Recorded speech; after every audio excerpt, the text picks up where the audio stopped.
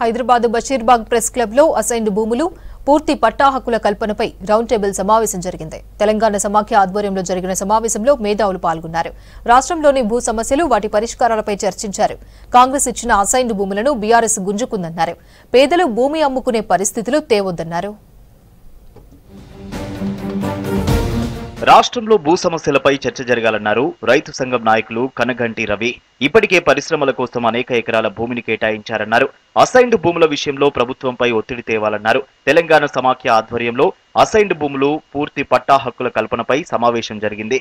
ఒక రాష్ట్రంలో 2,80,00,000 ఎకరాల భూమి ఉన్నప్పుడు ఆ భూమి ఎట్లా ఉండాలనేటువంటి ఒక శాస్త్రీయ దృక్పథం ఉండాలి.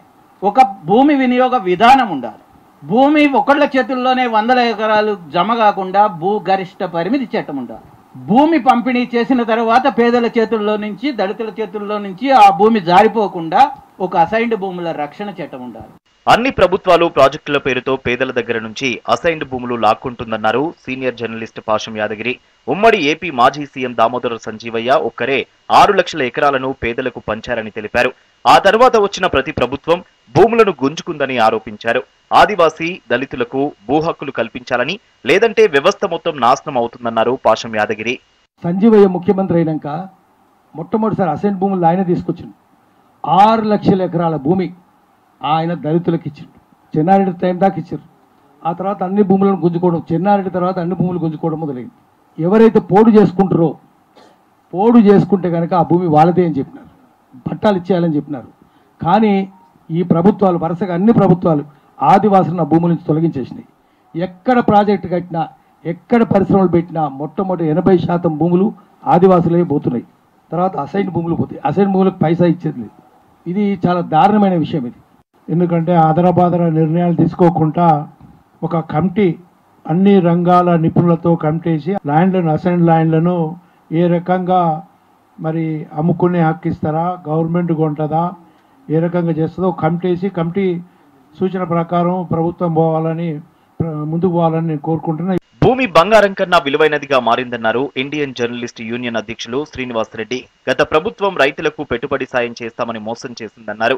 ఇప్పటికైనా ప్రభుత్వం భూ విధానం మీద అనుభవం ఉన్న పెద్దలతో కమిటీ వేసి విధాన ప్రకటన చేయాలన్నారు. గిరిజనులు భూములపై గూండాయిజం నడుస్తుందన్నారు ఆదివాసీ హక్కుల పోరాట సమితి నేత బిబిఎన్ శాస్త్రి. ఆదివాసీల భూములను ఇతరులు అగ్గువకు లాక్కుంటున్నారని తెలిపారు.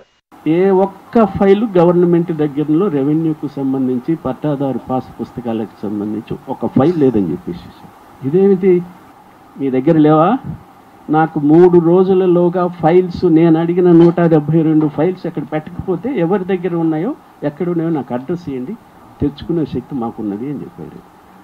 22, 23 మొన్నటి వరకు 24 ఎన్నో ఫైల్స్ వచ్చినాయి. ఇక ఆ పరిస్థితి అట్లా ఉంటే ఇంకా మిగతా పరిస్థితి ఎట్లా ఉంది? అసైన్డ్ భూమిలాగే అనుభవించే హక్కు ఉంది, అమ్మే హక్కు లేదు. మైదాన ప్రాంతాల దగ్గరికి వచ్చేటప్పటికి నేను మొట్టమొదటిసారి 54 సంవత్సరాల క్రితం గిరిజన ప్రాంతాల్లో తిరగడం మొదలుపెట్టేటప్పటికి చెట్టుకొకళ్ళు పుట్టకొకళ్ళు ఉండేవారు, లంబాడాలు కూడా. అక్కడక్కడక్కడక్కడ కొండలన్నీ, గుట్టలన్నీ చదును చేసుకుని తర్వాత గవర్నమెంట్ వాళ్ళకి ఆ భూములు అసైన్ చేశారు. సో మైదాన ప్రాంతంలో ఉన్న గిరిజనుల భూములన్నీ కూడా అసైన్డ్ భూములే. రాష్ట్రంలో భూములు అందరికీ అందుబాటులో ఉండేలా ప్రభుత్వాలు పనిచేయాలన్నారు మేధావులు. అసైన్డ్ భూముల కబ్జాలపై విచారణ చేపట్టాలని కోరారు. కార్యక్రమంలో తెలంగాణ సమాఖ్య కన్వీనర్ కరుణాకర్ దేశాయ్, ఇతర నేతలు పాల్గొన్నారు.